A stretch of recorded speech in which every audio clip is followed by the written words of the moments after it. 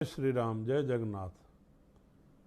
आ फेरे 149મી रथयात्रा धूमधामथी નીકળી રહી છે।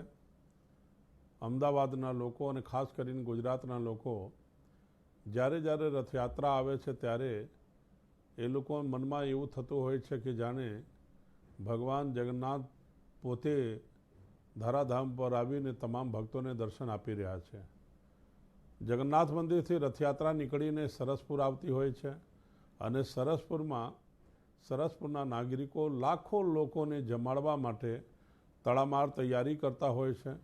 અને એક મોટું જગન્નાથ ભગવાનનો એક ચમત્કાર જેવું છે કે અહીંયા અનેક પોલોમાં મારા ત્યાં બી અને અનેક પોલોમાં રથયાત્રામાં આવેલા તમામ હરિભક્તો સંતોના ભોજન માટે વ્યવસ્થા કઈ રીતે થઈ જાય છે અને થઈ તો જાય છે, એના સિવાય રથયાત્રાના પાવન પર્વે માત્ર ને માત્ર 2-2.5 કલાકમાં લાખો લોકો જમી લે છે। એ બહુ મોટું એક ચમત્કારથી ઓછું નથી।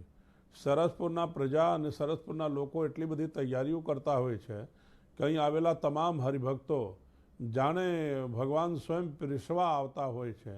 એવી રીતે એક ચમત્કારિક રીતે ભગવાનનું શૃંગાર બી થઈ જાય છે, ભગવાનનું દર્શન બી થઈ જાય છે તમામ લોકોને, અને આવેલા તમામ લોકો ભોજન કરી લે છે અને પછી રથ ભગવાન પરત ફરે છે।